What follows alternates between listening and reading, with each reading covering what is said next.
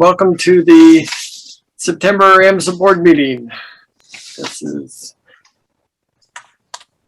And we're calling the meeting to order at 6:02 p.m. and there will be no executive session tonight. Although it was listed on the agenda. The meeting is being recorded and live streamed on the Amsa Facebook page. And at this point, Sarah, would you please announce the board members in attendance? Will do. Bella Gorman, Benjamin Hamill, Dawn Capello, Jill Schaefer, Kristen Carney, Liz Saul, Maura Webster, Nick Poirier, Raul Porras, Roger Jarrett, Salmini Sempath, Zachary Oglesby. Thank you. And at the moment, just for completeness, we're hopeful that Sheila will be able to join us shortly. Do you want me to mention guests? No, just, okay. You can record that in the minutes, please, but not part of the meeting. Got it. Next, we need a volunteer for our board timekeeper.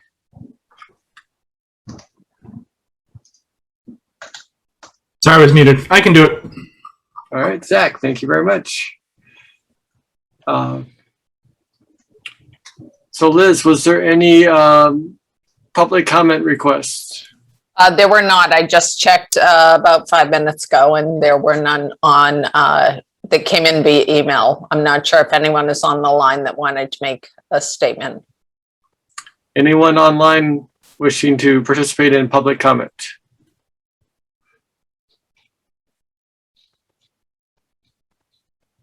Hearing none, we are done with public comment. Onward to the vote section of the agenda, starting with the minutes for the August 19th meeting.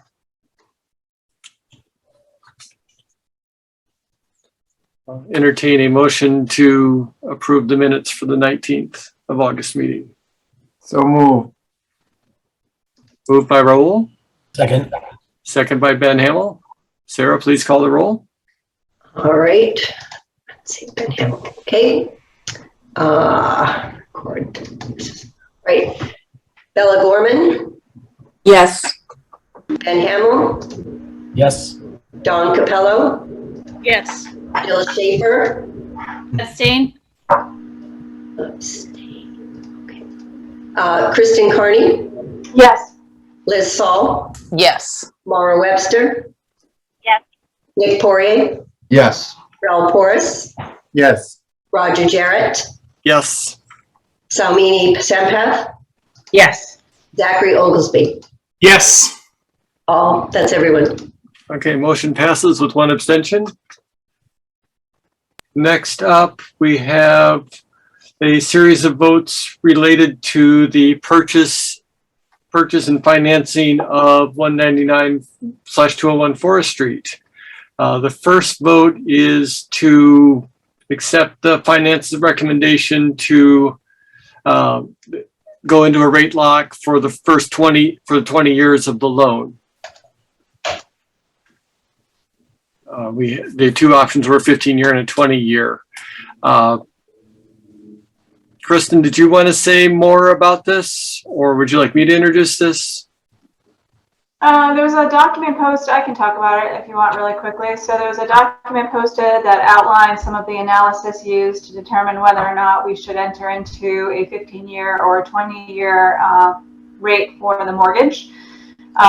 Based on where interest rates are today and trying to get the most conservative long-term position for the school, the finance committee discussed and recommended and voted and agreed to unanimously vote to lock into a 20-year interest rate.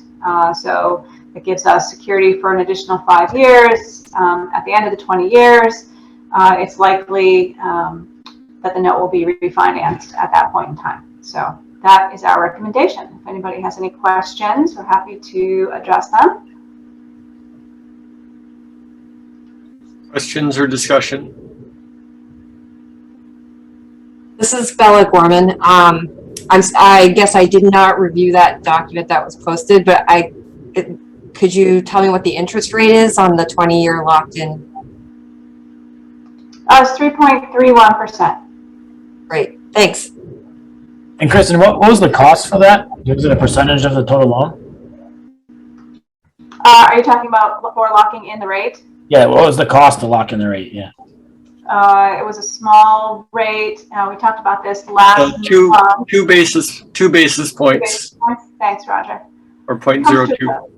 I want to say it comes to $75,000 or so in total, then over the course of the loan. Thanks. Other questions or discussion? Hearing none, I'll take a look for a motion to accept Finance's recommendation to lock into a 20-year rate. A motion. I'll second. Second, so Ben, and second from Liz. Sarah, call the roll, please. All right. Bella Gorman, Yes. Ben Hamel, Yes. Dawn Capello, Yes. Jill Schaefer, Yes. Kristen Carney, Yes. Liz Saul, Yes. Maura Webster. Yes. Nick Poirier, Yes. Raul Porras, Yes. Roger Jarrett, Yes. Salmini Sampath, Yes. Zachary Oglesby. That's everyone. Yes. All right, thank you. Motion passes unanimously. The next two are, the next vote is to approve Ellen as the signature, which would means that she can officially represent the board and sign the closing documents, closing papers, and related documents for the closing of the purchase.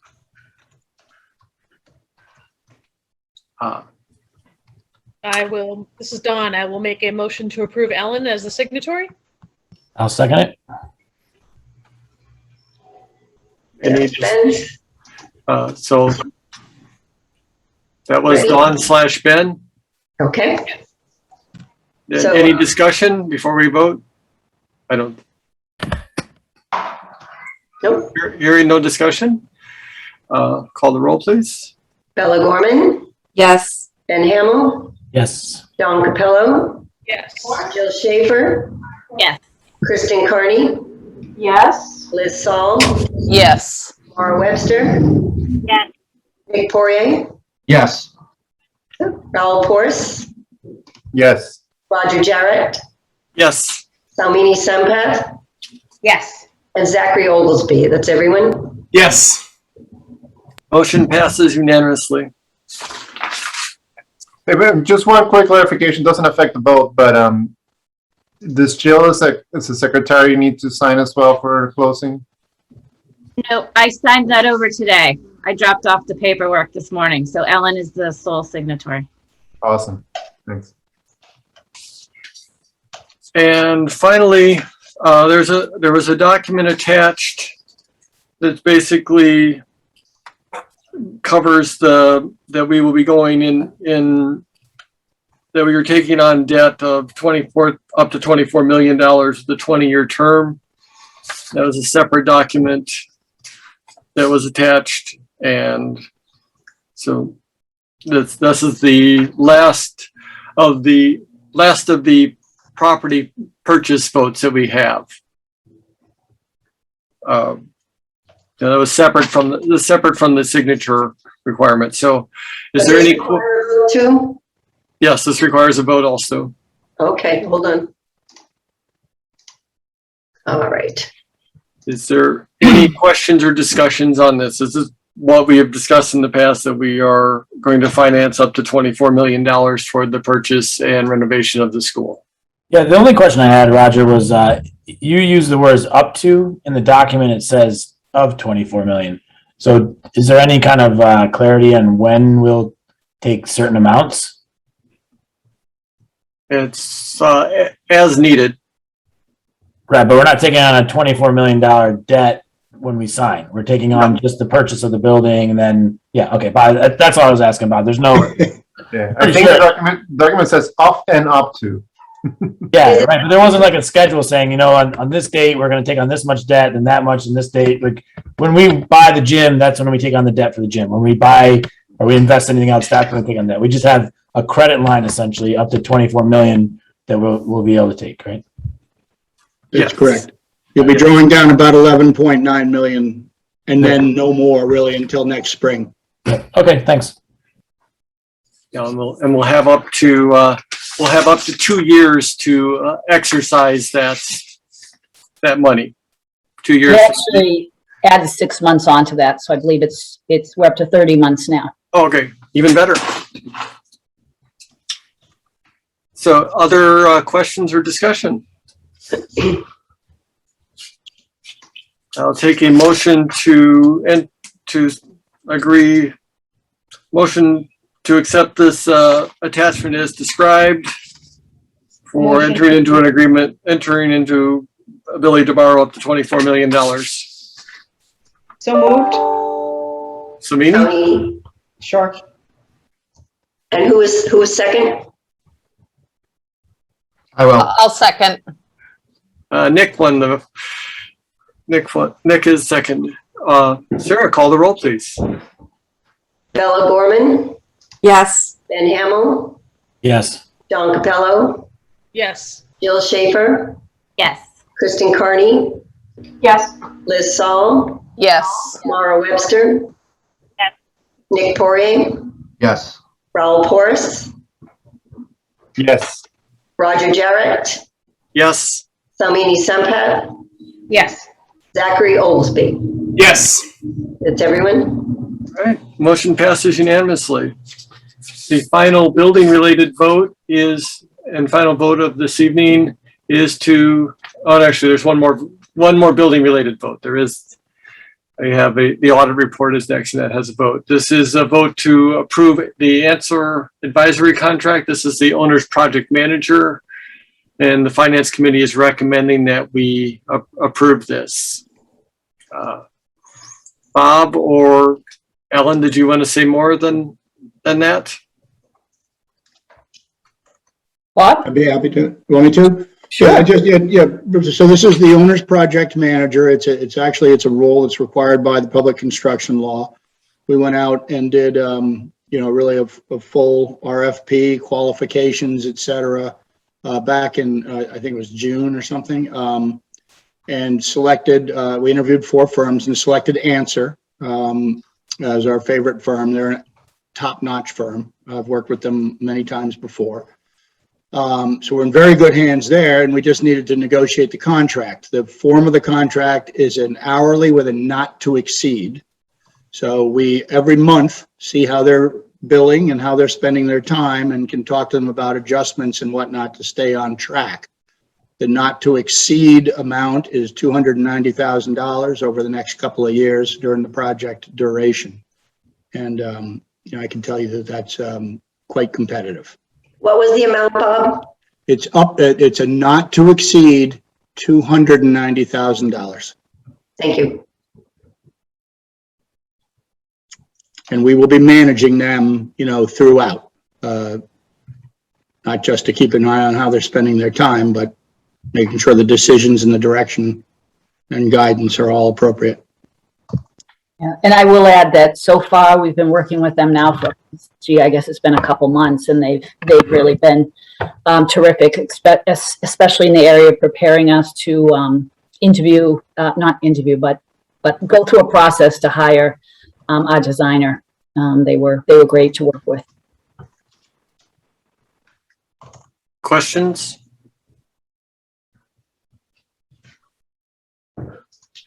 Hearing no questions, I'll take a motion to approve the entering into the agreement with Answer, the Answer advisory contract. Motion to approve. A second. So Liz, Ben, Sarah, please call the roll. Bella Gorman, Yes. Ben Hamel, Yes. Don Capello, Yes. Jill Schaefer, Yes. Kristen Carney, Yes. Liz Saul, Yes. Mara Webster. Yes. Nick Poirier, Yes. Raul Porras, Yes. Roger Jarrett, Yes. Salmini Sampath, Yes. and Zachary Oglesby. Yes. Motion passes unanimously. Thank you. At this point, I'd like to turn the meeting over to Kristen Carney to report out the yearly audit results. I'm going to sign off, Roger, if it's okay. All right. Thank Thank you you, all. Bob, for joining us. Yep. Thank you. Okay, this is going to be fun to share with everyone tonight and online. I'll just start before sharing saying that the audit was completed. We had a review Tuesday with the auditors to go through the financial statements and the rep letters and the statistics that were also posted, the ratios they call them. This year, as always, the audit includes both the STEM Soaring Eagles Foundation and Amsa as they are reported combined. The audit was completed early this year and very timely, thanks to Leanna and all her hard work with she and her team. She's been quite busy lately, so it's fabulous. She's not here tonight, unfortunately, but we certainly commended her and her work when we met on Tuesday, which was awesome. She's fabulous.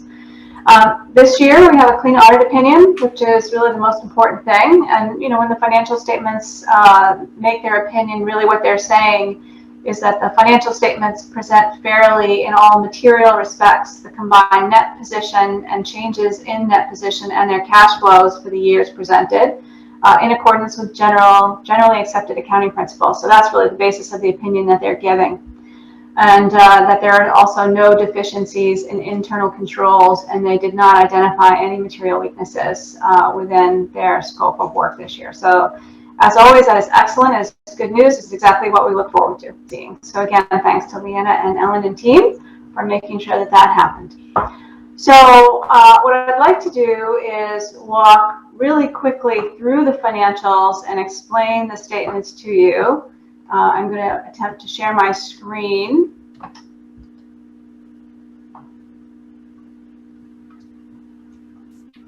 Which is always fun.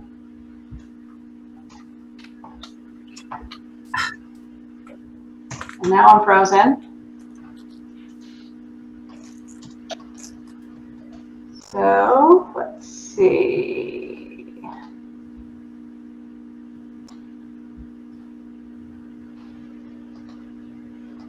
All right, thanks, Roger, for the heads up. Okay, so within the financial statements, obviously, I'm just going to walk through. Hopefully, you've had a chance to read them. There's actually a lot you can learn about the school and whatnot by reading through them. So I encourage everyone, when they're really looking for something fun and interesting, to take a read through the financial statements. Basically, you have your opinion and the discussion of how they performed the audit. It's a lot of very standard cookie cutter information associated with the first piece. And then we get into the fun part, which are the financials themselves. So I'm just going to go through the three key financial statements that are audited. We've seen all this information previously. Some of it is presented in a slightly different format from our standard review of the financials each period. We have our statement of net position, which is our assets and our liabilities and our change in net position. So we know, just to point out the key items here, that our cash balance ended at roughly $9 million this year. Our capital assets are the other significant piece of the balance sheet assets. And our liabilities are light. They include accounts payable, and then we have our net unrestricted position and investment in capital, which is really the equity statement when you were to compare this against a public corporation set of financial statements. Then we also have the 2021 year ended June, and then the year ended 2020. This one is pretty small, but this is really our income statement or our changes in unrestricted net position. Just to walk through quickly, the school received $18.9 million in revenues related to tuition and other student and government grants. The operating expenses are grouped here slightly differently, as I mentioned. Personnel and related costs total $14 million for the year. Direct student costs for programs, transportation, and other items totaled just under $1 million. Occupancy costs, $2.1 million. And other operating costs, which is everything else for the most part, is $500,000. And then, of course, depreciation expense. So total expenses, $18.1 million versus revenue of $18.9 million. And so we ended up with a change in unrestricted position of $750,000. To that, then they group below the line the additional revenue that the school gets from rental income of the white building and some additional grants and interest income of an additional $371,000.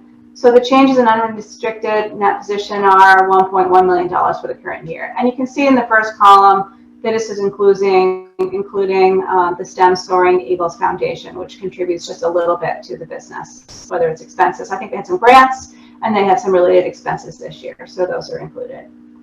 Again, all the same as we had reviewed. These are the 2020 numbers. And then the other significant financial statement that we review is the cash flow statement. So this is very similar to what we just looked at, but on a cash basis. So we have receipts, which primarily is tuition. We have our payments that we just discussed so that we get to our changes in cash flow from operating activities, which is a positive $2.2 million. We deduct purchases of capital assets of $500,000, which leaves us with 1.7 change in increase in net cash. And then that gets us to our ending cash of about $9 million for the end of the year. So very basic statements. Everything is good. Everything was clean.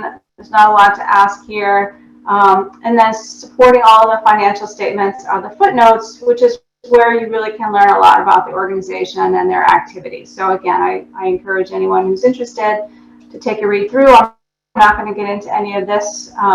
It does show, for example, what our capital asset policies are, how much we did spend on those, what the breakdown is, and the different, how much is our building that we've invested in over the years, and furniture, etc. So it's really good stuff for financial people. So after this, really more interesting, I think, is to understand the comparison of the school with the various ratios that the auditors put together, which describe both the performance and strength of the institution, as well as how we relate and stack up to other charter schools. So again, this is a bit of an eye chart, so I'm just going to walk through it, and I encourage everyone to look at it if you have any questions. We're happy to take them later or anytime. At the top, we're kind of listing the statistics of the school and the schools that were compared against. The first two columns are this year and last year, so that we can compare how we did year over year. And then the other schools that are most similar to ours that the AAF audits as well. So they're kind of blind to us, but they're similar in makeup. So the first one is a current ratio. It's current assets over liabilities. This is very strong here, and just looking at the others on the screen, much stronger than the others because it's stacking up our cash to our liabilities. We have almost no liabilities in the 2021 year, and again, we have a very strong cash balance and net capital asset. Debt to equity, another typical ratio that's looked at, which is total liabilities compared to total net position. Again, this is strong because we have very low liabilities and a strong net position. We've been in business for a really long time, so we've been accumulating capital. And you can see over to the right, School B is in a negative position. School C is double what we have. They also have been in business for a long time, much longer than ours, et cetera, et cetera. We look at composition of operating revenues.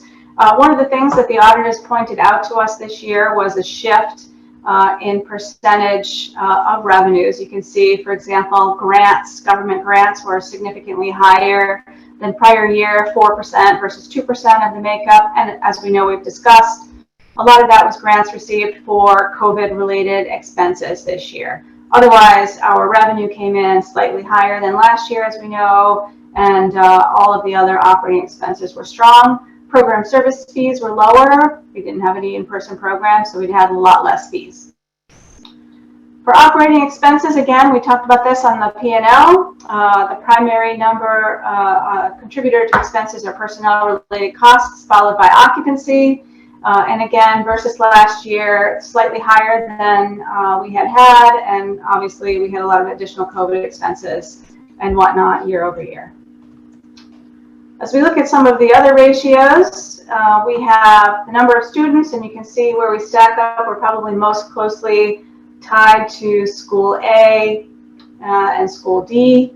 And the tuition per student is strong at $15,000, which again is right up there. School D is a little bit higher, but they also have more students. The government funding per student is pretty consistent with that because most of our revenue does in fact come from tuition. Total expenses per student, it's pretty equal. We didn't have too much of a surplus, so you can see that that's pretty much in line. Total personnel and student costs, similarly, it's just a different breakdown, honestly, than the others. And our occupancy cost per square foot includes all of the gym and rental costs, which is unusual compared to the other schools, right? So that's why we look a little bit higher, right? The others usually own their own gym and they don't have to pay separate for that. So that pumps that number up. And if you look at personnel costs, the number of employees at 77,000, that means we spent more on personnel costs per employee than even last year. And we stack up very strong in that area against the other charter schools, really neck and neck with School D again in what we spend on our employees compared to the other schools. And then again, we look at another statistic here, which is the number of months operating expenses in unrestricted net position. This is a really important one. This is the one that really we watch to make sure that we have excess cash available to cover expenses available to pay. So we have 6.4 months of operating expenses in our unrestricted net position. That's a little higher than we had last year at 5.6, and you can really look at this as your cash availability. And so we know we grew our cash a little bit, and that's why that went up. And you can see compared to everybody else, again, except School D, again, an older school and a larger school, that we are in really excellent shape here. And the next one is really a report card of ratios. We're all green. I'm not going to go through all of these in detail. Again, this is the set of ratios that help determine the overall health of the school and would guide any changes that we would need to make if there was anything in the yellow or God forbid red. We don't have that issue here, but and nor have we ever, as far as they have let us know. So this is really a wonderful report card for us to see. So this is really, again, excellent proof that the school is operating very strong and very capably. And the last one, again, is actually a required analysis. This allowable carryover is a calculation that's used to determine when funds need to be returned back to the towns, for example, on a highest level. So you really cannot have anything over that 6.7 in your surplus, or you're required to remit back the funds. And we have most of that as cushion, so we are not in any way at risk of failing in this measure. So again, an excellent report card. So it's cool. So I know there's a lot of detail. I went through these really quickly. The auditor spent quite a bit of time going through these with us. Next year, if anyone's interested, I urge you to attend the Finance Committee meeting, and you'll hear a lot more detail when we go through these with the auditor. So that will be published in advance next year. Any questions? Kristen, I just wanted to confirm, this is what we would typically do in the October timeframe, but it's just being done within finance from now on? No. No. Oh, this is different? Typically, I think I can answer that. So typically, on our standard schedule, we would have done this in the October meeting, but because the auditors were able to, and Liana was able to get things done in advance, we were able to advance the audit approval by 1 month and do it in September instead. So this would typically be a board activity in October. Okay. And they have to file by the state by the end of October. But also in the past, the auditors would come in and present as opposed to having the Finance Committee present it. 2 years ago, they came in. We've done both. Okay. Yeah. Prior to 2 years ago, we've always had the auditors do the presentation to the full board, but starting last year, and the fact that we have a very clean audit, we thought it would make most sense to not require the auditors to present to the board. Yep, no, that's fine. I just wanted to make sure that I wasn't missing something. So just clarifying. Thank you. All right, thanks, Liz. Yes. But they do present in detail to the finance committee, as I mentioned. So if you ever have any interest and you want to hear the details from the auditors, you're welcome to attend that finance committee meeting. Any other questions? All right.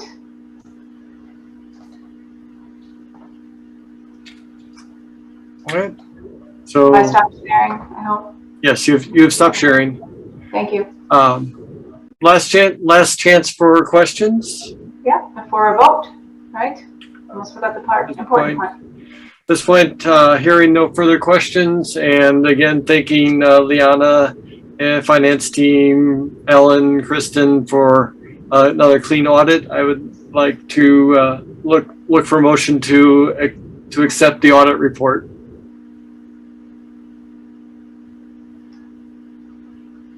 I motion. So Ben, Second, Laura. second from Laura. Sarah, please call the roll. Bella Gorman, Yes. Ben Hamel, Yes. Don Capello, Yes. Jill Schaefer, Yes. Kristen Carney, Yes. Liz Saul, Yes. Laura Webster. Yes. Nick Poirier. Nick? Nick Poirier, your speaker. You're on mute. Maybe changing a diaper. Yeah, he might be on baby duty. I was gonna say roll. Roger Jarrett, Yes. Salmini Sempeth, Yes. and Zachary Oglesby. And Laura also votes yes. I don't know if you skipped me. I got you. Zach, did I hear a vote from you? I said yes. Sorry, did I not pick it up? No, definitely got it now. Okay. So motion passes. Nick is a no vote at this point. I'll put him as abstain. That is a fair characterization. Okay. And Thanks, So- everybody. and thank you, Kristen, for presenting the audit report. Good Oh my job. goodness. Next So, up, excuse me, whatever I just hit, it erased that. So it was Ben and Maura, correct? yes, Okay, Ben Mora, everybody in favor with Right, Nick I got it. abstaining. okay. With that, I'd like to pass the baton to Liz Saul to present the executive director evaluation. Okay, hello, everyone. So on Monday afternoon this week, we met with Ellen to review the ED evaluation. Just to give you a little background on this, because I know some of you are new to the group, but the way that we conduct this is that we send out a survey out of Board on Track that goes to all the board members, as well as all of Ellen's direct reports. If you did not receive one this year, it was because it was for the 2020-2021 school year. So if you just joined the board this summer, you would not have received the survey, but you will next year for the 2021-2022 school year. So just a little background on that. And then obviously we take the results of that survey into account, along with the surveys that's done to both the families as well as the teachers, staff, that goes out in the May timeframe. And we also, I took a couple of emails after the fact, because people thought they had submitted the survey but had not. So they had sent me some write-ups. So I took all of that into account in preparing the memo that was attached to tonight's meeting agenda. And so just overall, I'll let all of you read through it, but obviously overall, I think that it was a very good year for Ellen and her team. But obviously this memo is just focused on Ellen. Specifically, we called out her leadership during an unprecedented time, as well as the fact that she was able to continue to focus on the school while at the same time, being able to focus on the closing on the buildings, all of the, negotiations that were involved with getting the purchase and sale through almost to the end line. Hopefully that will be the case, and really being able to move forward with that project. The other thing that we did call out is the fact that obviously she's going to have a lot to focus on over the course of the next few years with this project underway. And so, we're going to really rely on her to let us know what she needs. And that certainly was the case this year. When we looked at the organizational structure change that went into effect this summer. And so, we just need to continue to stay on top of everything that's going on. But overall, it was an extremely good year for Ellen, all things considered. So we were very pleased with what we heard from, her direct reports as well as the board members. Does anyone have any questions?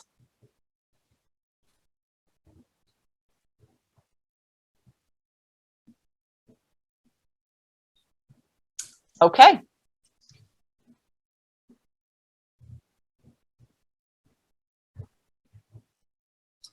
Great. Thank you. So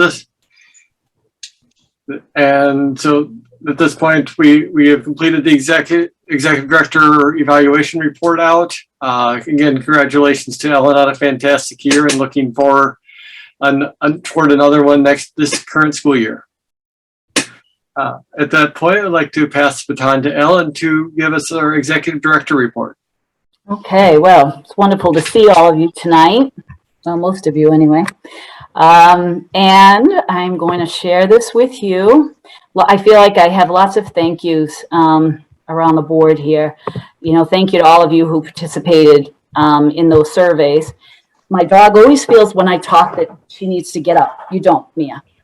And I'm just grateful for everyone who participated in those, and for the time that Raul and Roger and Liz took to put all of that together. So thank you for that. Thank you to Liana, to Kristen, finance team, for that wonderful audit. What a relief it is. The hours that Liana puts into that report is unimaginable. But her success year after year, we're just so pleased with how well she keeps Amsa on track financially, with the assistance of the finance committee. So anyway, welcome you all out tonight to Board of Trustees meeting, and to my report as of September 23rd, which is today. So we're going to just run through some of these topics. I know we're ahead of time as far as Zach has reported, but we want to keep things moving. I want to introduce you to our new vice principal. Got a photo of her. And just a small building update, an inclusion update, and we're going to look quickly at the 2021 SAT results. Those are for the 11th grade from this spring, and also looking at the AP summary results that we got back in July and August. A little bit of razzle dazzle time, and just some quick upcoming events. So here is our new vice principal. This is Amanda Sensei. She's not with us tonight, but feel free to stop by and meet her. She's been a fantastic addition to our team. We could not be happier. She's a great partner for Mike, which is what I've always wanted for him. It's always been such a great support for me to have Anders by my side, and Amanda is certainly a worthy partner for Mike. So she's a mathematics teacher, which is an interesting addition to the team and the way she thinks. She's very organized. She's very driven. She's lovely to be with as well. And so just a great combination for our team. She came to us from Algonquin High School. She's been teaching mathematics for 13 years. Prior to Algonquin, she was at Acton Boxborough. I've heard nothing but good things all the way around about Amanda. She's just been really, really great. And it's wonderful to have, you know, some fresh eyes to look at the school. And she's a real process person, very detail oriented. And it's great to have some fresh eyes on the school. And she says that, and she and Mike run off and get everything cleaned up. So great. They're both great communicators. So we welcome her, and please stop by and say hello or wave when you see her outside in the morning. Quick building update. You've just taken a number of votes, and they were very, very important votes. We appreciate that those all went through, and for your continued support as we go through this process. And as you were taking these votes, obviously you voted to give me the authority to sign on behalf of all of you when we pass papers on the two buildings. And so, yes, it means that we're getting close. We're getting closer. And hoping to have this, you know, pulled together within the next, by the middle of October. And we talked a little bit about Answer, and thank you very much for approving their contract as well. As I mentioned, they've really been fantastic to work with. You've also approved a rate lock tonight in 20 years, and you know, I every time I think about the rate lock and my thought really has been, my gosh, in 20 years, I will be 78. I will be long gone. I'm hoping Mike will pick me up and bring me down to see the buildings someday in my walker. But, you know, we really had to think about those folks down the line, right? We had to think about what were they going to be facing 20 years from now, or 18 years from when they thought we really need to take a look at this and decide what they're going to do with the last 10 years that they can refinance. And I'm not wanting to put those folks in a position where they really have to worry about rising interest rates at 15 years. So thank you as we think ahead to those who will be running and taking care of our school years down the line.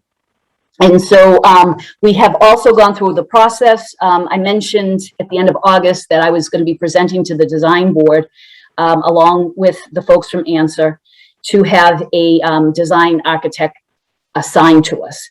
And we had 3 groups that applied, and when we presented, we were hoping that they would assign Feingold Alexander to us, and they did. So we're very excited about that.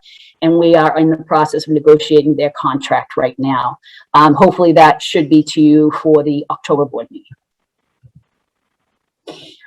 Just a little bit of an update on Amsa diversity and inclusion, and the priority that this still is at Amsa, because we all belong at Amsa. And I spoke at each one of the grade level meetings as we started off the year and talked to the students about just how important it is that we all feel that we belong, and that's our goal for every adult, for every child, from all backgrounds, all abilities, to feel that they belong at Amsa. And I have this little poster that I found, and it said, you know, we're all welcome here. And along the top, there's these little hearts, and they're all in a rainbow across the top. And at the bottom, there's little hearts that are all the different shades of skin, from very light to very dark. And with the message that we all belong in all colors of the rainbow, I told them, in all colors of our skin. Everyone belongs at Amsa. I will note that I brought those posters. Kathy laminated them for me, and I brought them to the teachers' training that we had in August. And you know, I wasn't sure how that would go over. And over the 3 days, we distributed on nearly 100 of those posters. I also got, you know, safe space stickers for all the school counselors.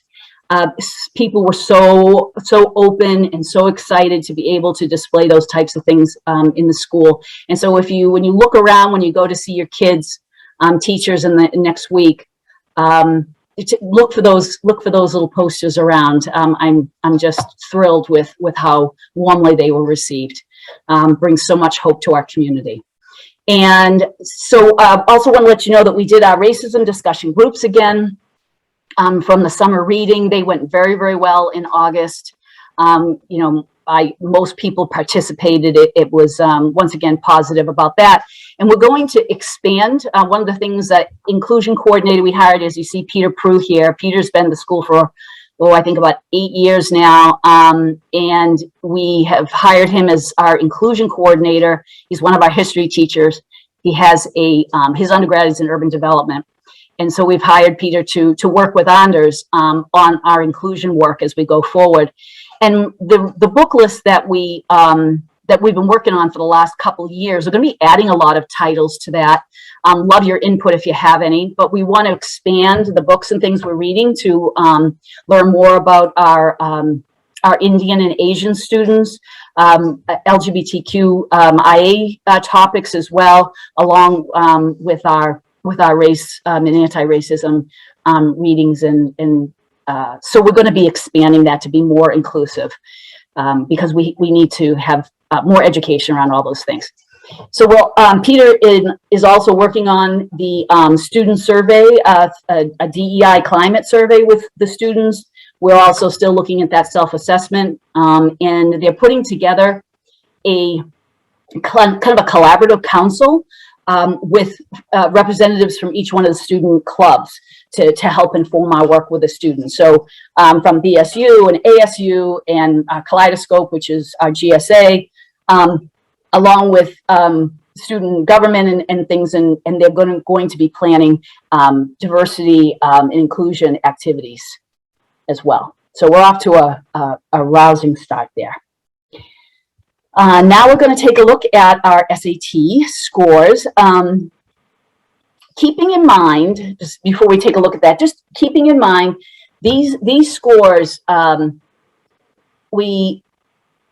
the exams were overall not widely taken or offered last fall. And so these scores really that I focused on was I looked at the then 11th graders, now current 12th graders, between the tests that they took in March and July. And we also offered I believe it was in May, we offered one SAT proctoring session at Amsa. So what we're going to look at on this next slide is this is 85 students who took the test that the school counselors administered in the spring. The rest of the numbers that you'll see below, and I'll explain that a little bit, those were students that took them in other locations. And I wanted to kind of give you a slide here with the benchmarks and all of that. So I'm using this is the bulk of, the biggest group that were tested at one point. But I didn't combine all the tests from the whole year, just to kind of be clear about that. So you can take a look at this. Once again, the schools were offered to be able to do an in-school day. We did ours, I believe it was in May that Kate did it. And of the 85 students that took the exam that day, the school mean was 1272. And for the same spring in school, we had a window. The state mean across was 1096. And the total group, and that's anything across the United States and any international countries who were administering the SAT is included in this as well, 998. And you can see the number of participants there in the second row. And then I find this interesting because they've determined some benchmarks of students who are ready for college, who they feel have the skills according to the SAT, that they feel that they've met the benchmarks for someone that they predict will be successful in college.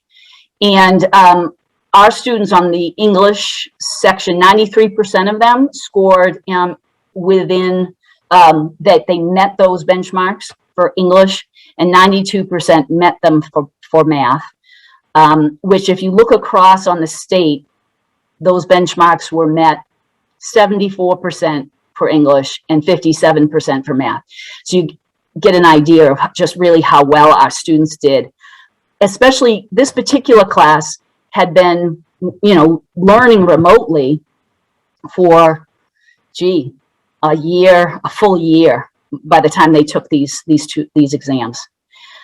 When I looked at and just kind of took the average of all of the exams that all of the kids took between March and July, our mean was 1282, and there was one exam where 12 of our kids took it. That was all that took that particular month. But when you averaged it all together, there was about 153 exams that were taken.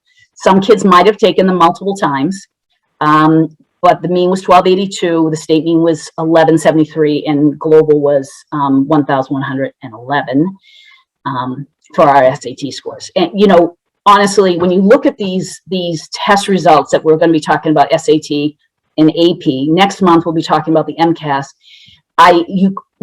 You can't walk away without feeling so much pride for our students and what a wonderful job they've done, especially under such difficult circumstances. Everything was different. They're taking these exams in masks.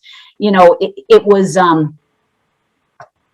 certainly not the best testing situations, but they really persevered and did such a wonderful, wonderful job. And the same thing with our AP scores. So I wanted to talk a little bit about the AP exams. Last year they were very, very different. There was more similarities to the exam this year than last year, but still enough differences that I'm not, I don't think that it's apples and oranges. I think comparing, there'll always, I think, be a little asterisk next to any data and any scores from the last year and a half. But we did so well. And once again, so proud of these AP teachers. They really were under so much pressure to offer our kids the best that they could get and that they could give them. And our kids worked so hard. So remembering that these students came in last year and they were taught remotely, the whole AP curriculum, remotely until April 28th. And some of our AP students actually remained remote for the entire year. So completely unusual. These were still full-length exams. There was no modification of content. And, Anders taught the U.S. history AP class. He taught 64 students that curriculum. And remember him just saying, I have 50 classes, Ellen. All I have is 50 classes to fit all of this U.S. history in. And so it was just very, very different ways that the kids were getting the content. And a lot of work had to be done independently. And the exams were, the teachers had a choice of whether they wanted the test to be administered online or whether they wanted a paper exam, or if they offered both. So, and we were very flexible with students and families. If they said they really didn't want their child to come into school and do a paper exam, all online exams were administered at home. Okay.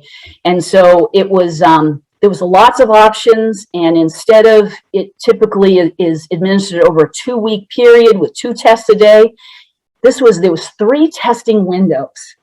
It was a logistical nightmare for our school counseling department who had to administer all of these. And once again, a lot of moving parts here, and our teachers persevered and our kids did, and it was just absolutely amazing. I don't typically highlight our AP scores separately, but there were some things that I thought were really notable for you to hear about. I do want to say that every single one of our AP kids and every single one of our AP teachers far exceeded expectations. They all worked hard under incredibly trying circumstances. And so we're so proud of all of their work. There were some highlights that I thought might brighten your day. Oh, I'm going to look at the highlights. I'll go back to that. So I absolutely amazing, but in our AP Calculus BC class, which is our highest level AP math class, 100% of our 18 students got a 5. They got a perfect score. We were just stunned. Maybe, I don't know, I'd have to go back. I'm not sure that we've ever in the history of Amsa had all of our AP Calculus BC students receive a 5. So a huge shout out to our AP Calc teacher and to all of her students. AP European History, that's taught by Peter Prue, who I just introduced a little bit earlier. These are 10th grade students, and 100% of them scored a 3+. And so, oftentimes when we talk about our 10th grade students, they're younger, they perhaps have less skills or maturity. And so we always think, well, the 10th graders, this is a great entry level for them. This was a fantastic entry level for them. 100% of them scored 3+. And in Massachusetts, overall, it was 65% scored 3+ in AP Euro. AP Calculus, AB, 94% scored 3+. And this was 55% on the state level. And I tried then to okay, well, I've got some math in there, and I get some history, get some English, and kind of add in a little bit. AP Chem, 90% scored 3+. AP English, 87, 3+. And you can see the math equivalent. In AP US History, there was 64 kids in that class, and 87% of them were 3+. And then the next, I believe, was 86% on our AP Computer Science. These are remarkable scores. And some of our AP teachers, this was hard because they're used to getting even higher scores, and the expectations they have for themselves are at a level that's really hard to compare at other schools. And anyway, I could not be more proud of everyone involved in this program, including our school counselors who made it all happen. Because you'll see, if you look over on the far right-hand side, we administered 505 exams to 248 students. So these kids are on remote learning, and they are still determined to succeed and to put 100% of themselves into these exams. And I think it's very telling on who our kids are and how they live, our core value of excellence and integrity, for that matter. And of those students, 218 scored a 3+, and this is all reported by College Board. Our percentage of students is 88%. If you take a look over onto the other side, on the little bar graph there, you'll see this is a 5-year report of our scores 3+ over the last 5 years. So 88% this year, 92% the year before. Remembering that in 2020, our students were taught in person, fully, without masks, from the end of August until we went on remote learning on the 11th of March. So we can talk more about AP scores if you have questions, certainly at the end. So total AMSA, 88% of our kids scored 3 or above.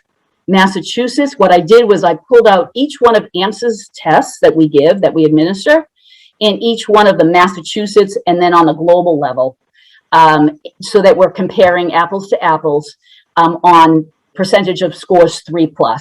And Massachusetts, 68% of the Massachusetts students on the same exams that AMSA administers, 68% of them on average had a 3+. And global, it was 63%.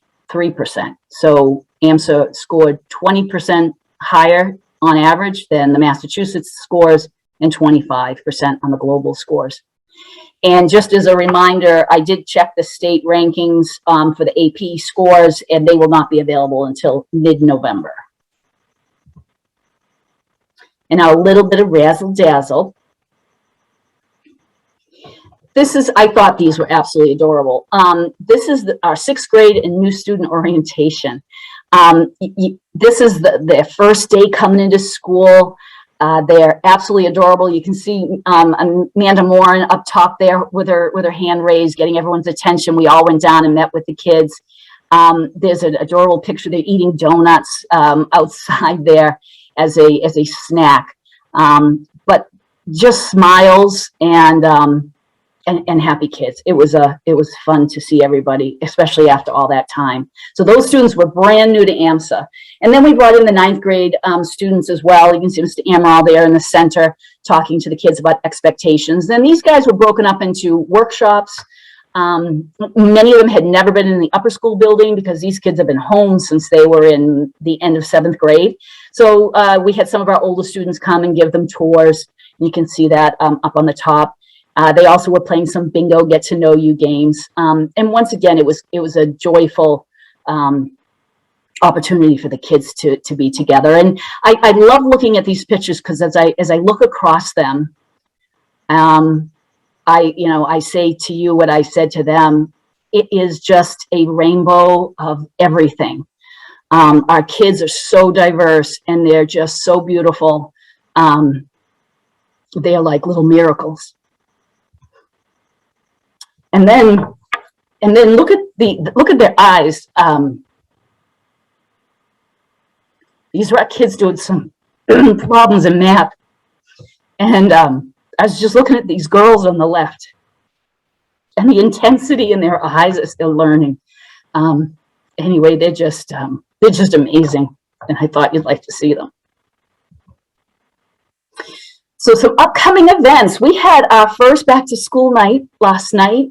I heard it went really well.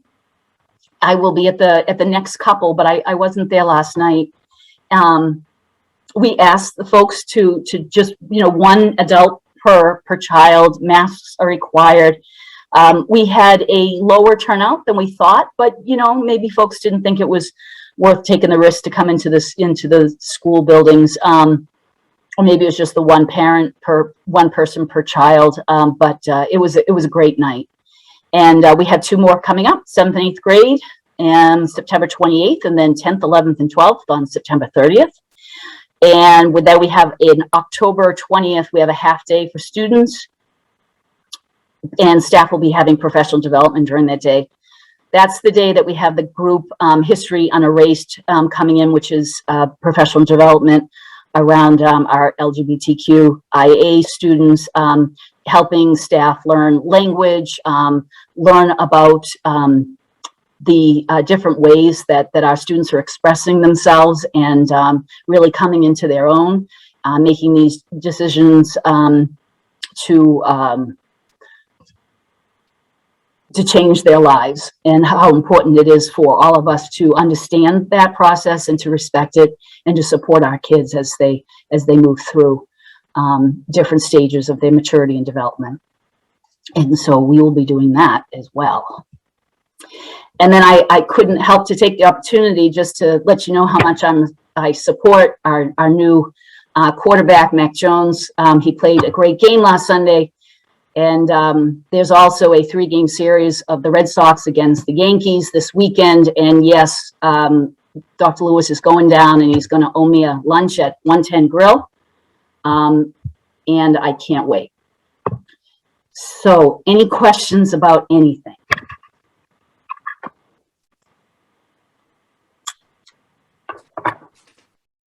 Wow, so much great news there, Ellen. Surely there's questions out there or comments. I encourage comments as well. Hey, Ellen, it's Liz. Could you just send me the slides with the test information so I can share that with the Ed Committee? We did talk about MCAS. Although the scores were embargoed and Mike didn't give anything up, I will attest to that. But I did just want to share that information with the Ed Committee, just because not everyone gets to watch the live stream. Absolutely. Happy to do that. Thank you. We've got good news coming for MCAS as well. Really great news. This is Bella. Is there any way, just because we know parents may not be watching this, is there any way to make this, I mean, really, it's astounding, statistics more public, like in a newsletter or something when you, in an announcement or even on the website or some sort of spotlight? Mr. Finkel. That's a nice idea, Bella. My slides could go up on the website. Mr. Finkel, can we arrange that? Yeah, we often post the ED presentation in the newsletter and on the website, so we'll keep doing that. If there's anything you want to highlight specifically, we can do a separate write-up on that too, like the test scores. So yeah, definitely. Thank you.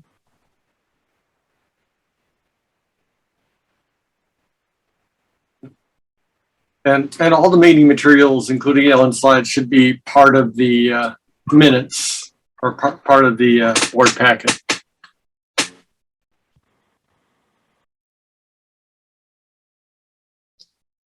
All right. Any last questions for Ellen? No, just a comment. I mean, I'm so glad Razzle Dazzle has become a thing in Ellen's reports, and this one more so than many others, because, correct me if I'm wrong, it's the first board meeting we have after school started, and first board meeting we have with school being in person, and we so miss this. And you know, your emotion comes through, Ellen, and I made a kind of a joking comment that you said, look at those smiles, and everybody's wearing masks, but you can still see the smiles. You can still see it in their eyes and their intensity, like you said, and you know that's something that we should celebrate. Yeah. It's their eyes. They're amazing, and you're right. It's hard not to see the smiles. I think we've all come to realize what a loss that is when we can't see each other smile, right? But yeah, they're amazing. Thank you. Thank you very much, Ellen. Next up, we have Zachary with the faculty report. Zach, the floor is yours. Alrighty. So I thought I wasn't going to have a lot to report, and then I had several messages come in today. So I'm going to start with just a little bit on the overall mood I'm getting from the school, and then a couple things that people wanted me to bring up. Mood. We've been at it for roughly about a month now. Teachers are starting to feel like they're falling back into their routines, and I'm hearing generally great things. You know, students seem to be doing well. The teachers are all feeling really positive. Yep, there's a lot of stuff we're having to learn to navigate, all the COVID and all the changing from DESE and, you know, keeping up with the nurses' emails, but we're doing it. We all expected it, and things seem to be going really well, boots on the ground. The couple things I've been asked to bring forward. The first is kind of just a note that sometimes teachers are feeling like Amsa is maybe a little behind on scheduling major dates, like graduation. We wish that we had a bit of a better idea when that was going to be, you know, like a second Sunday in June or sort of thing like that, because it is hard sometimes, especially for teachers that might have students that are in the upper grades or things like that, to make sure it doesn't conflict with major events that they're trying to schedule as well. Zach, we just jump in. It's June 10th, and Sarah has updated all the calendars. Fantastic. The other thing that was most of my afternoon today, because I got a couple messages through and decided I wanted to rush around the school and check in with as many different departments as I could, was interest from the teachers in exploring longer schedules, looking at different period length schedules, whether that be a block schedule, a rotating drop schedule. The general consensus, and I'm going to try to sum up a lot of different opinions I got today, is that having come from the 70-minute periods we had last year, going down to the 45, they suddenly feel really short. And people are missing the amount of time. Some science teachers I talked to expressed an interest in the longer periods for lab scheduling. There was some interest in, you know, being able to divide those longer periods if you teach multiple different areas of a subject. There were some concerns about looking at that again, especially from people that see their students every other day. During the block schedules, we would only see those students once a week. And there was a little bit of concern about if we moved to a longer period schedule, having that happen again, as some teachers didn't want to see their students that infrequently. So it was definitely we understand this would be a long-term project. We understand that there'd be a lot of thinking that have to go into this, but it is something that, from my talking to people today, teachers are very interested in exploring the possibilities that might come from that. That is what I've got. Thank you. And thank you for doing the research boots on the ground there. Questions for Zach?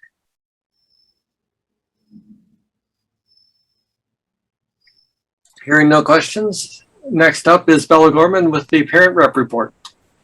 Great, thank you. I haven't received a lot of emails, but I did receive, I think a grouping of them right around when school started. And a couple trickled in these past few weeks, and I'll just kind of group them into 3 categories. It's all really related around COVID. So the first is really lots of questions about mask policy and, parents on one end of the spectrum suggesting that the mask should be, the N95s or the shields, to the far end of the spectrum of there shouldn't be a mask policy at school. It's really hard for children to read teachers' facial expressions. And, if there's no mask policy, perhaps this would encourage families to vaccinate their children. So those are the two on masks. And then the third was a suggestion on perhaps mandating vaccinations for those eligible for children who are interested in after-school activities such as clubs and sports. So those are the 3 concepts.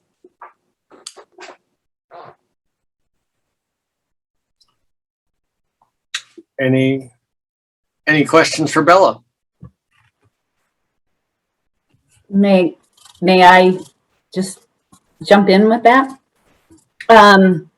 So the mask mandate is coming from the state. So it's a mandate. We don't have any options on that.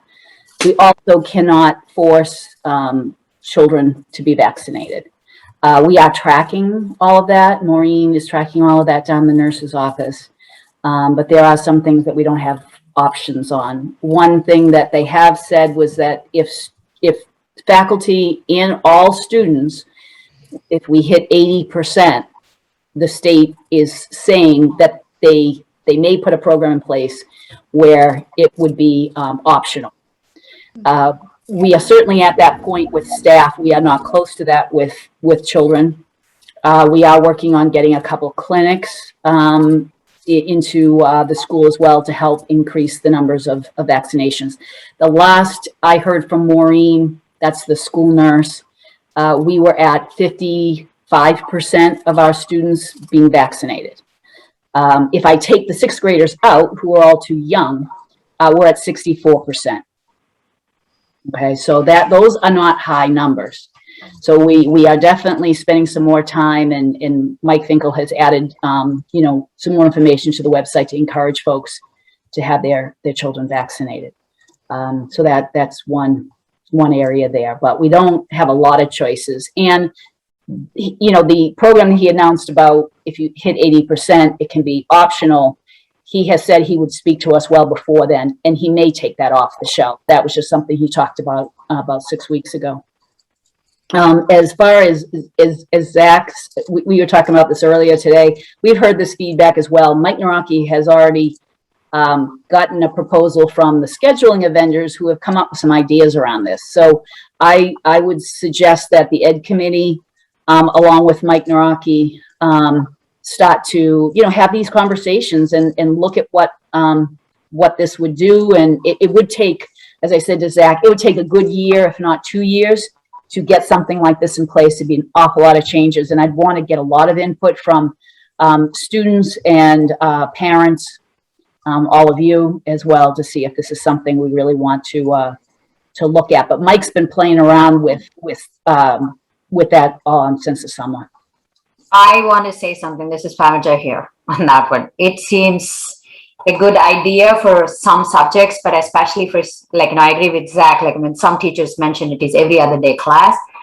I, for one, my department will have a very hard time keeping up with it and coming up with rotation. If I don't see them for a week, the chances of them missing the classes and forgetting the concepts is far more than one can expect. To keep up with that, figuring out ways to keep up with that is going to be very difficult, and to come up with a solution immediately. Again, I agree with you, Ellen. It might not be an immediate solution, but there's a lot of things that we need to take into account into that one.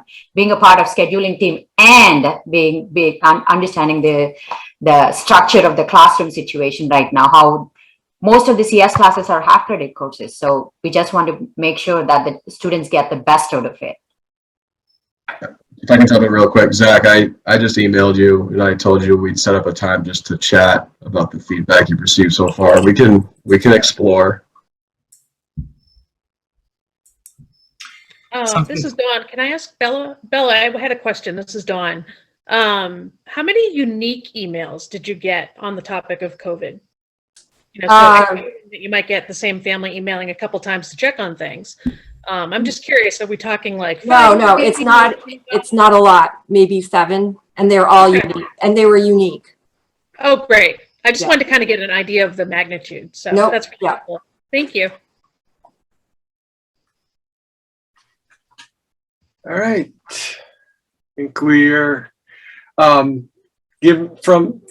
so at this point, we've had the executive director report, the faculty report, and the parent rep report, and we have an opportunity here to, if there's any items that we wish to flag and discuss as a board, given those 3 reports.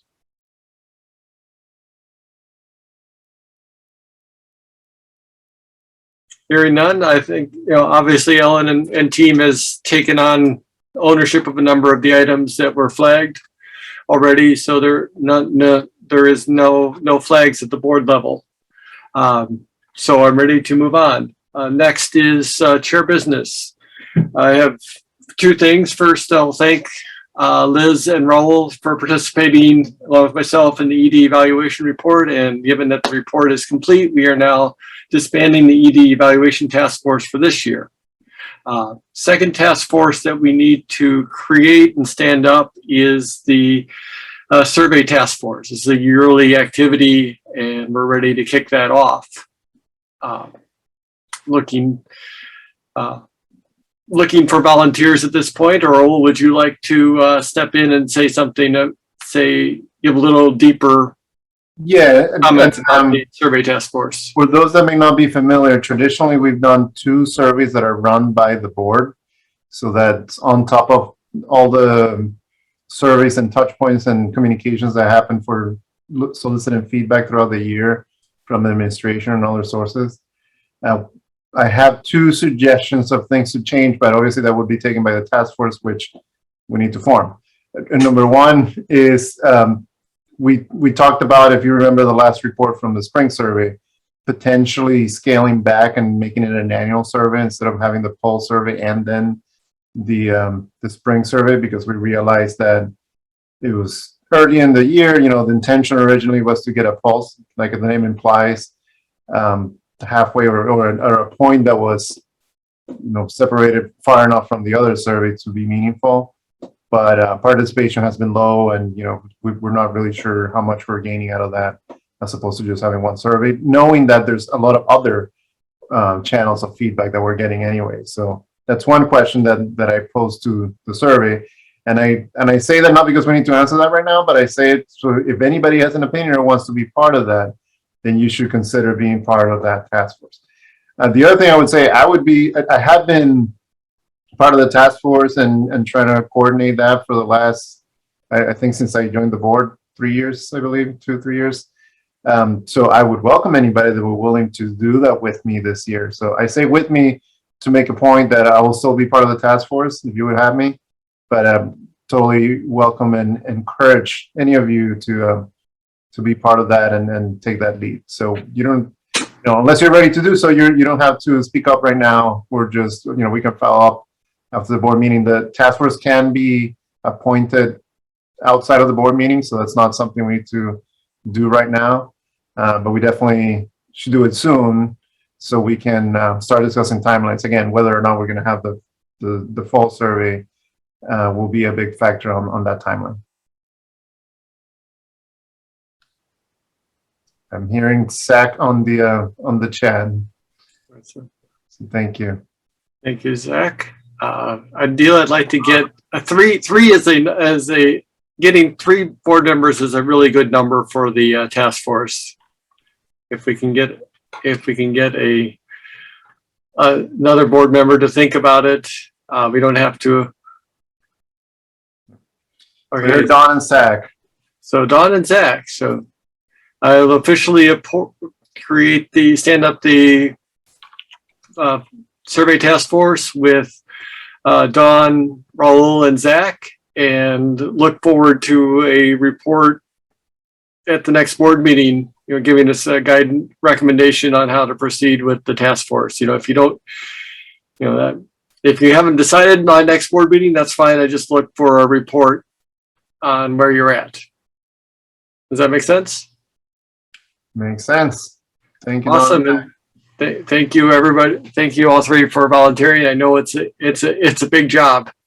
I've helped with that one in the past. It's good work and hard work, and we do get a lot of insights from the community.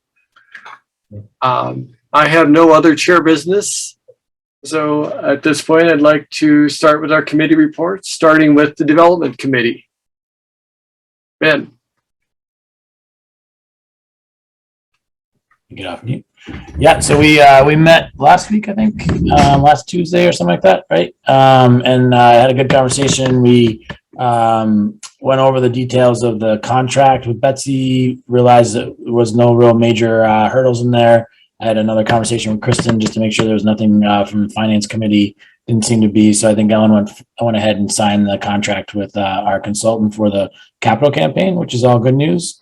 We had a discussion about how to exactly populate the committee for the capital campaign, and just kind of ideas around what are the right fits and what kind of folks do we want to reach out to. And we had a couple different approaches. Do we solicit for people to get together? Do we solicit for a leader who picks their people? So we're going to take a couple of different, I think Ellen's going to reach out to a few folks over the next week or so, get some feedback on a couple different approaches that we talked about. So that was good news. So yeah, I think we'll start moving forward and getting some more action items by the next board meeting on the capital campaign. Just so review in there, we have a general theme of 2 years, $2 million, and coming up with a plan that helps us accomplish that. That money will go towards the investments and the acquisitions of the buildings and the improvements that we're going to do there. Those will be defined over time too, as Ellen starts to dig deeper into just exactly where costs are and timelines and those kind of things. So we'll have more details about how the money will be spent as well. We also talked about maintaining and keeping the annual campaign for one more year, just so we don't confuse things. That there's a capital campaign with money going towards the investments in buildings, and then still the annual campaign for those folks that still want to donate for more tangible things from a year-to-year basis. So we talked about when the timeline will be to reach out to the folks, and Maura is going to be working with Ellen to get the letter all updated and get ready to go, and then we'll find a time in the next month or two to send that out for the annual campaign. And I think that's it. I think that's all the things we talked about in the last meeting. I don't think there's anything else, right, Ellen or Maura, you can think of? No, I think that was it. If anyone has any questions about that. What's that, Maura? You covered it all. You got it. All right, cool. Yeah, so if anybody has any questions, let us know. But I think we're going to get moving with the capital campaign train, and I think it would be good to start seeing progress on there and getting some folks to join the team and go through that. So yeah, everything's good. All right. Any questions for Ben? Hearing no questions, thank you very much. Next up is Liz Saul with the Education Committee report. Hello, everyone. Let me see. I'll take it off. So the Ed Committee did meet on the 9th of September, just obviously a couple weeks after school had started.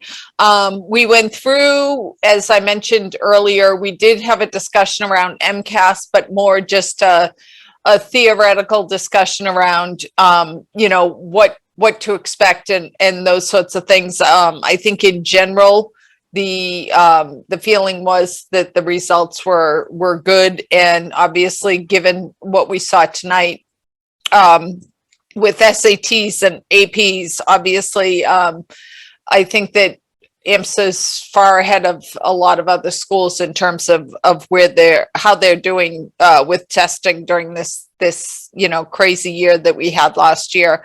The other thing that we discussed at length was just a back to school update, and Mike took us through sort of all the different scenarios of how things are being dealt with and how things are being handled, and the fact that this year, unlike last year, this state is not doing the type of reporting. So, there was the whole idea came up as far as like if people are looking for any sort of reporting, but he did mention that could change, based on what's going on. So it's just, hard to say at this point.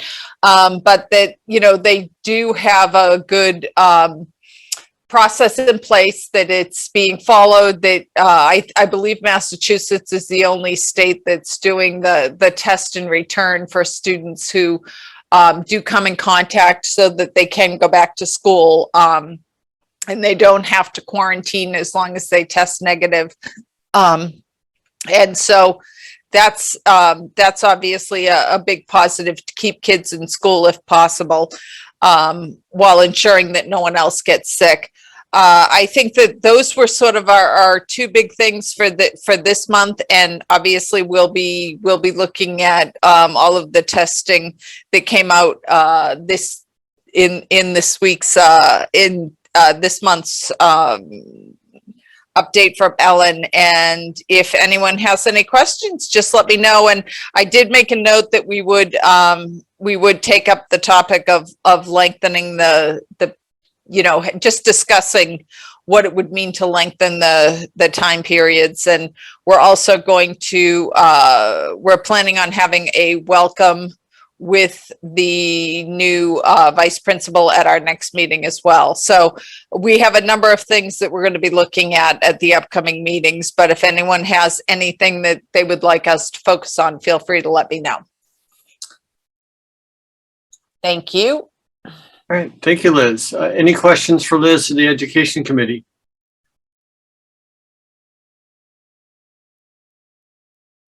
Hearing none, thank you again. And next up is Governance Committee. So I'll take that because Jill, thank you. I don't think Sheila's joined us. I did text her, but I didn't see anything back. So, but I guess I'm just moderating because of the three things we talked about in governance. Strategic planning framework. Salmini had an update with regard to reaching out to the committee chairs and updating her Google Doc with regard to the SMART goals. I don't know, Salmini, if you had anything specific you wanted to add. I know we're going to talk more in detail about that in October. So I still have to get in touch with some of the committee chairs and get through it, and hoping to have some more updates by the time we meet again. Exactly. Perfect. And then Sheila had an update on the consent agenda. So she is going to, well, actually, I should let her, I shouldn't, I actually don't want to speak for her because I don't want to tell you what she's doing, but she did update us on the consent agenda. And the only question that I remember was, timing, like when do you want the consent agenda out there? We kind of agreed that 4 days before the meeting, like a Monday, the consent agenda would be distributed. That gave the board Monday, Tuesday, Wednesday, all day Thursday to review it before the meeting and possibly exclude finance committee for this part. And that would be a Kristen question because I don't believe they even meet until the Tuesday before. But I think Sheila was going to reach out to Kristen to talk about that. But in general, I think the board would want to consider if Monday was ample time to receive the consent agenda, to review everything, do your homework, take the couple of hours to go through everything before the Thursday meeting. And just to be clear, if anybody needs reminding what that means, in order to shorten the board meeting itself, we would move a lot of things to that consent agenda, which would make the meeting shorter, but it would also make our preparation more important. So preparation both for the committee chairs that need to write a report and make it part of the agenda, and for everybody else to read it and, if they have any questions, bring it up before voting everything en masse as part of that consent agenda. So that's why the timing is important, because it requires us doing our homework. Anything on the consent agenda that a board member feels really needs to be discussed, they can remove it. Any board member can remove something from the consent agenda to the regular agenda for discussion. And then actually, Raul, while you're still on, the final thing was the board job description. And we just went through Raul's most recent board job description, which I think is final, but I don't know if Sheila was going to present it tonight or. Yeah, I was going to ask the same question. I thought that we concluded we're going to share with the board tonight. I guess, I mean, we don't need to go to word by word, and that won't probably be a good use of the time, but maybe we can distribute it as part of the board documents. I know I received comments, I had a conversation with Dawn about it. She had a couple of comments. And so that's where we're at. I mean, we're ready, and it's not mine, by the way. We all put it together. Right. Well, you did the first draft, and we just tweaked it. We helped you tweak it. You did a great job. But I think our comments, the discussion in governance was that try to be thorough on what it means to be a board member and to make it clear for everybody what is it that we do and why the board exists. So hopefully that this can become a document that not only helps us know what we're supposed to be doing, but everybody else to understand what the board does. And to So, attract board members too. Exactly. right. So I think, unless Sheila had other ideas that she didn't have a chance to share, it would probably be better just to share it with the full board, and everybody can make comments and we can approve it formally. Agreed. And then that's all I remember. If anyone else has anything. So just for this, you're saying that next month you'll share it, the job description and the consent agenda next month? We could share the job description can be sent out to all the board members. We as a board can't comment on it, and as a group we can send feedback. I would say to you could individually send feedback back to Raul and Sheila, and then governance can polish it up, if any. It sounds like it's done. Yeah. But if there one more round of polish, then I think I'd like to see that governance could give a presentation next month to the board describing how we will implement the consent agenda, and make that could possibly be a board policy document as a method to the policy would show us how we would do how we would implement the consent agenda. Sounds good. And then the target would be to vote to accept that policy in the October meeting, and then start doing it. Have a consent agenda starting in November, if all goes well. And I'll follow up with Sheila and confirm that she'll be sending out the draft, almost final board job description, and then a note at the bottom: do not reply all. Any comments, please just copy Raul and I. That way everyone will have seen it before October. Perfect. Other questions for governance?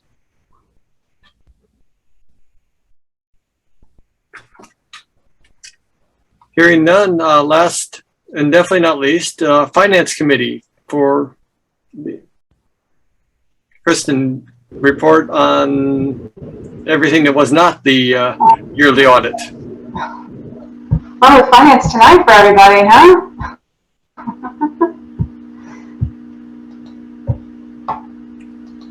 Okay, well, we've already talked about terminology, so this should be quick. Again, I'm sharing a spreadsheet. Roger, you can give me the thumbs up, I hope, when you can see that. Yay, okay. So we're reviewing August financial results tonight, and a quick glance at July and August.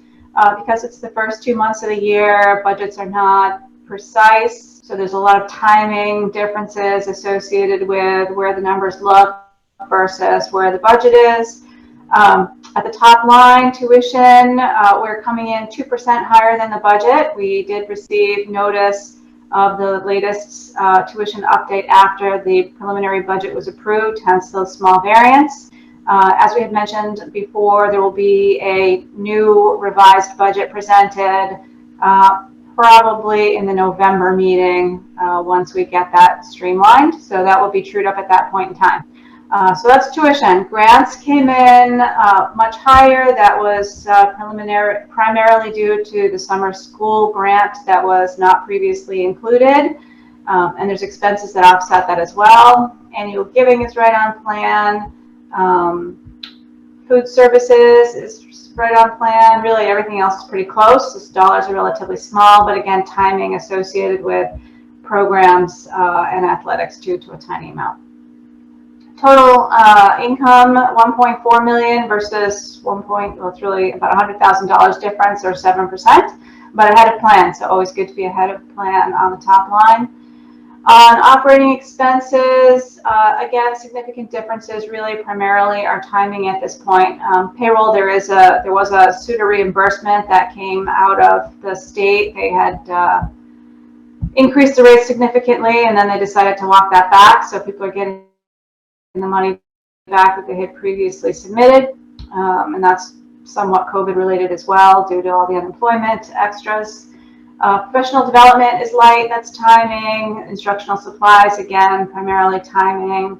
All of these are under, as you can see, and it's really all related to that.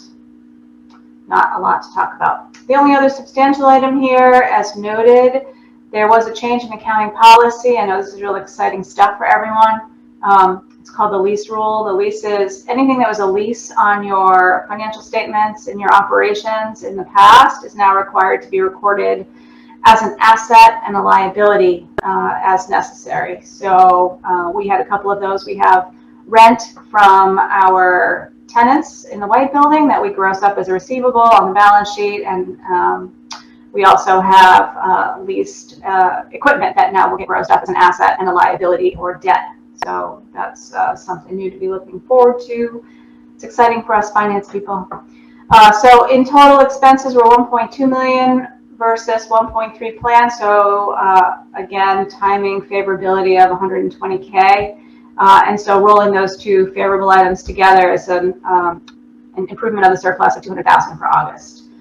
On a year-to-date basis, just to go straight to the surplus, we are at a 328K favorable item versus the planned surplus of 155. We're coming in at 483. And that's equally due to lower spend, and again, that slight increase on the tuition line driving the benefit there to the bottom. So it's the first 2 months, things look good, and we'll continue to watch this, and I'm sure the spend will come through in the later months as we continue to ramp up the school year. Any questions? Good.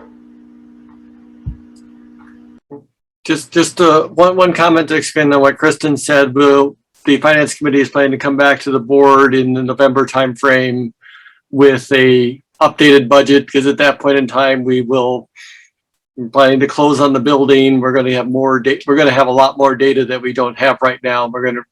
We'll present a revised budget based on the data that we will have received, and that will now be in the November timeframe. We'll be paying a mortgage instead of paying rent, which is a amazing event I'm looking forward to. So, not the mortgage bill, but the purchase of a building is something we've all worked for many years. Roger, did you say that the updated budget would be November? right? So I just wanted to mention that the accountability plan, the annual report that we did, don't we need to have that done by November 1? Yeah, We did talk about that, you know. Yeah. Yeah, Okay. that's right. We did say that at the end of our meeting, that we would have it in October because of that deadline. Thanks, Sarah, for reminding us. All right, so, More work for Leanna to cram through quickly. yes, so it'll be coming in the October, the revised budget will be in the October meeting then. Other questions or clarifications for Kristen?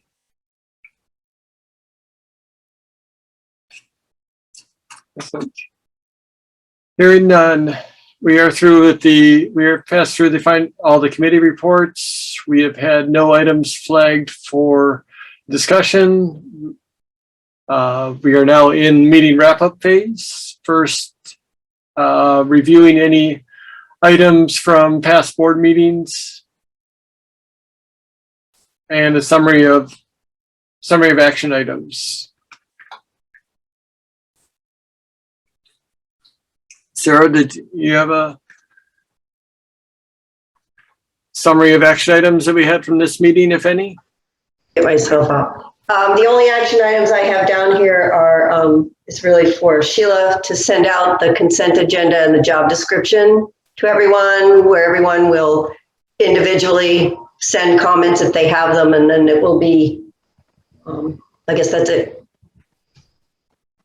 Just to be clear on the consent agenda, there's no policy yet, so I know Roger suggested writing a policy. I guess. I think we discussed in governance that instead of a policy, to start off with it as guidance. You know, I think that is something, because it's sort of a trial to see how that works. Yeah. Wasn't that part of our discussion? And it's coming back to me, but I just wanted to make clear that the action item wasn't for her to share the agenda. There's no consent agenda to be shared yet. It's just she had a slide, didn't she, Jill? Didn't she have her slides were done, or was she going to put more into that? I think what we'll probably propose is that she present her slides at the next October meeting. So there wouldn't be anything for her to send individually to board members. It would be just that I think she might have been able to present, if she were here tonight, the consent agenda. Okay. But since she wasn't here, we'll just push it off till October. So is it the job description then that is to be sent out? Yes, yeah. I'll confirm with her. But yes, I think that would be the plan. That's the one, yeah. That one we definitely will do. Right. John, I do like I looked to the governance committee, but I would equally, I may have leapt ahead of myself. Eventually we'd like, if this all works, we'd like a policy, but we could definitely start with guidance and try it out as a pilot, and then get once we formalize what we'd like to make it into a policy later on. I may have leapt a couple steps ahead there. So I look for the governance committee to give us a recommendation on how to proceed toward a consent agenda. That sounds good. Guidance for now for November, and we'll present that presentation in October. Great.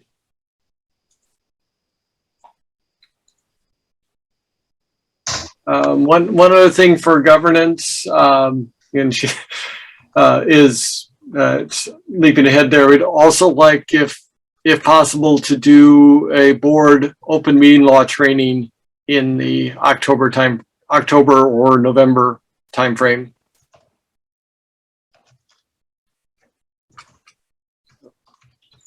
Got it. Wrote it down. Great, thank you. Okay. So we got our summary of action items, and now meeting effectiveness. Any feedback on the meeting, what we should continue to do well, what things we should improve on? As a final time update, we are currently running 1 hour and 27 minutes ahead of our schedule.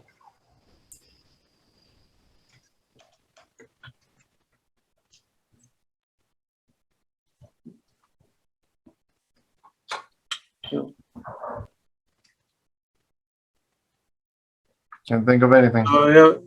No additional feedback there. I think we continue to do what we're doing and look forward to the consent agenda to help us move forward even better. Collecting candidate agenda items for the October meeting. So far we have already talked about the governance reporting on consent agenda, the survey task force presenting an update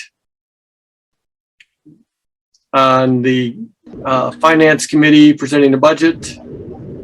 What else? What other non-standard items would we have for October, if any? The job description, the board job description. Yep. Discussion of the job description. Yep. The Feingold Alexander contract will likely be coming forward as well. All right. Yeah. The architect's contract. And I expect other exciting news. I'm sure there are additional building items that will be coming forward, but I think that's just that at this point is a standard operating procedure. There'll be building updates every month, but the contract is definitely a non-standard item. Other items for the October meeting. You already said the open meeting law, right? Yes. Okay. Governance will take that and give it. I'll work with Sheila to determine whether that's going to be October or November.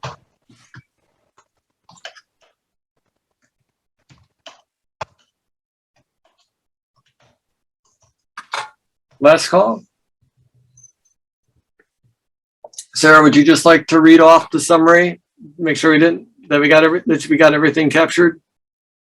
Consent agenda, and then job description, survey task force recommendations for next steps, finance revised budget, the Feingold architect contract, and possibly the OML, but you're going to discuss that with Sheila. All right. All right. So I think we've got everything there. Plenty of business, plenty of things to get done. And with that, I would look for a motion to adjourn. Or I'll make a call, any other call for anything else I missed first. Hearing nothing else, look for a motion to adjourn. So move. Second. Roll Liz. Sarah, please call the roll. Okay.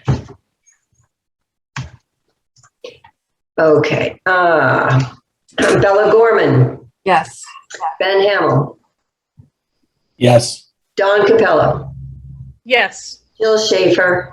Yes. Kristen Carney. Yes. Liz Saul. Yes. Maura Webster. Yes. Nick Poirier. Yes. Raul Porras. Yes. Roger Jarrett. Yes. Kamini Sampath. Yes. And Zachary Oglesby. Yes. That's it. All right. Thank you, everybody. And thank you for everybody who was watching. See you next month.